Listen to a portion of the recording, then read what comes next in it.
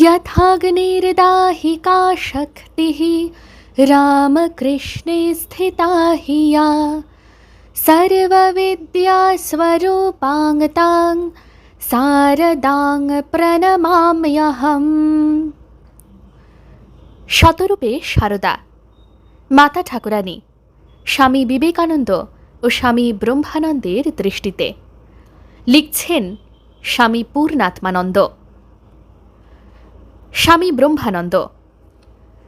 রামকৃষ্ণ সংঘে শ্রীরামকৃষ্ণ, শ্রী শ্রীমা এবং স্বামীজির পরেই যাঁর স্থান, তিনি হলেন মহারাজ, অর্থাৎ স্বামী ব্রহ্মানন্দ। রামকৃষ্ণ সংঘে এবং ভক্তমণ্ডলীতে স্বামীজি বলতে যেমন শুধু স্বামী বিবেকানন্দকে বোঝায়, তেমনি মহারাজ বলতেও স্বামী ব্রহ্মানন্দকেই বোঝায়। শ্রী মায়ের প্রতি স্বামী ব্রহ্মানন্দের অপরিসীম শ্রদ্ধাভক্তির প্রথম লিখিত পরিচয় পাওয়া যায় 1890 সনে বৃন্দাবন থেকে বলরাম বসুকে লেখা তার একটি পত্রের ছত্রে ছত্রে। মাতা ঠাকুরানী গয়াধামে সত্বর যাইবেন লিখিয়াছেন এবং গয়াধাম হইতে আসিয়া বেলুড়ে থাকিবেন। নিরঞ্জনের অত্যন্ত ভক্তি এবং শ্রদ্ধা মাতা ঠাকুরানীর উপর, এবং আমাদের সকলেরই উচিত তাহার সেবা করা এবং তাহার কোনো কষ্ট না হয় তা দেখা। আমার অত্যন্ত দুর্ভাগ্য যে তাহার কোনো সেবাই করিতে পারিলাম না। তাহাদের অকৃত্রিম স্নেহ আমাদের উপর। মাতা ঠাকুরানী গঙ্গা স্নান করেন এবং গঙ্গার তীরে থাকেন, এটা আমাদের অত্যন্ত ইচ্ছা, কিন্তু নিরঞ্জন যেন তাহাকে লইয়া একটা গোলমাল না করে, কারণ তিনি গোলমাল আদপে ভালোবাসেন না। আমার অসংখ্য প্রণাম তাহার চরণে জানাইবেন এবং কহিবেন যেন আশীর্বাদ করেন তাহাদিগের চরণে আমার অচলা ভক্তি হয়। উদ্ধৃত অংশের শেষের বাক্যটি বিশেষভাবে লক্ষণীয়। এখানে তাহাদিগের চরণে, অর্থাৎ শ্রীরামকৃষ্ণ ও শ্রী মায়ের চরণে। শ্রীরামকৃষ্ণ ও শ্রী মাকে তিনি দেখছেন অভেদ দৃষ্টিতে এবং তাঁদের চরণে অচলা ভক্তির জন্য একান্ত অকিঞ্চনের মতো প্রার্থনা করছেন শ্রী মায়ের আশীর্বাদ। এই যে শ্রী মায়ের আশীর্বাদ প্রার্থনা, এটি নিতান্ত ভাবোচ্ছ্বাসের ব্যাপার নয়, এর মূলে রয়েছে একটি আন্তরিক প্রত্যক্ষ প্রজ্ঞালব্ধ প্রতীতি। এই প্রসঙ্গে স্বামী ব্রহ্মানন্দের একটি উপদেশ স্মরণীয়। সেখানে তিনি বলছেন, ঠাকুরের কৃপা পেতে হলে প্রথমে মাকে প্রসন্না করতে হবে। শ্রী শ্রী মাকে দেখলেই ঠাকুরকে দেখা হবে। একবার শ্রী মা 5ই নভেম্বর 1912 থেকে 15ই জানুয়ারি 1913 পর্যন্ত কাশীতে লক্ষ্মী নিবাসে আছেন। স্বামী ব্রহ্মানন্দ তখন কাশীতে আছেন।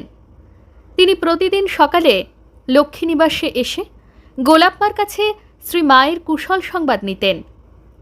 একদিন গোলাপমা উপরের বারান্দা থেকে, শ্রী মা গোলাপমাদের নিয়ে ওই বাড়ির উপরেই থাকতেন, বললেন, রাখাল, মা জিজ্ঞাসা করছেন আগে শক্তি পূজা করতে হয় কেন?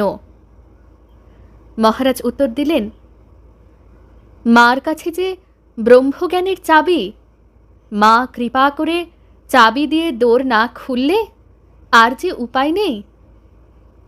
এই বলে তিনি বাউলের সুরে গান ধরলেন, শঙ্করী চরণে মনো মগ্ন হয়ে রও রে, মগ্ন হয়ে রও রে, সব যন্ত্রণা এড়াও রে, এ তিন সংসার মিছে মিছে ভ্রমিয়ে বেড়াও রে, কুলকুণ্ডলিনী ব্রহ্মময়ী অন্তরে ধিয়াও রে, কমলাকান্তের বাণী শ্যামা মায়ের গুণ গাও রে, এ তো সুখের নদী নিরপথি ধীরে ধীরে বাও রে।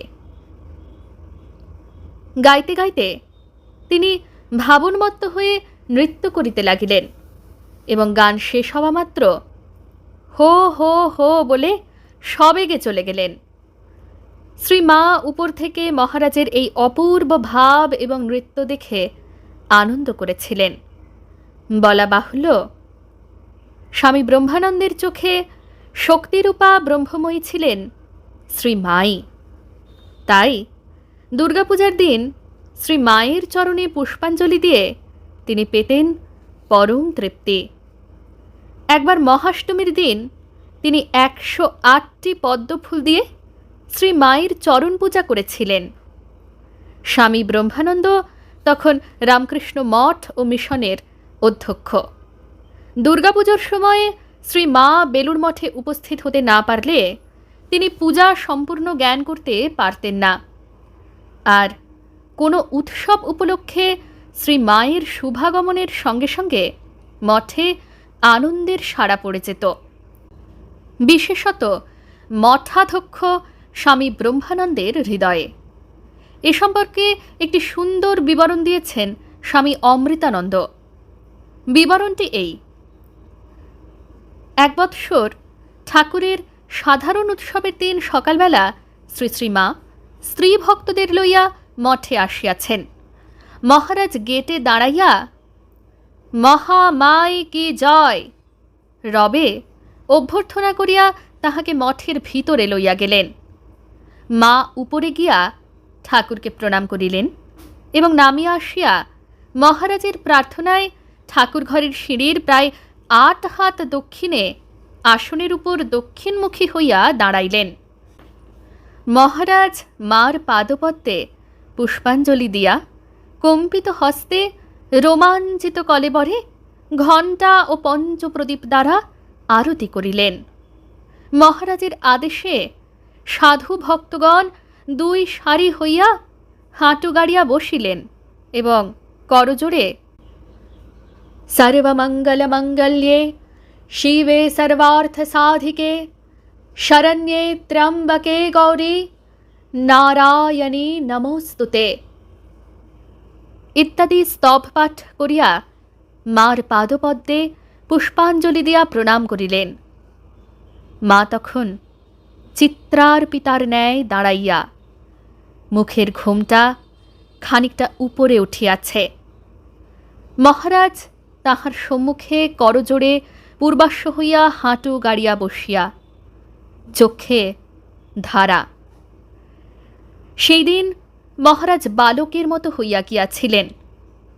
3টার সময় দেখা গেল বহু লোক উপরে উঠিবার চেষ্টা করিতেছে, আর তিনি 2 হাতে তাহাদিগকে আটকাইতে গিয়া গলদঘর্ম হইতেছেন ও বলিতেছেন, না না, যেতে দেওয়া হবে না, মার কষ্ট হবে। লোকগুলি তাহার কথা না শুনিয়া ঠেলাঠেলি করিতেছিল। মহারাজের পরিচয় দিয়া বুঝাইয়া বলাতে নিবৃত্ত হইল।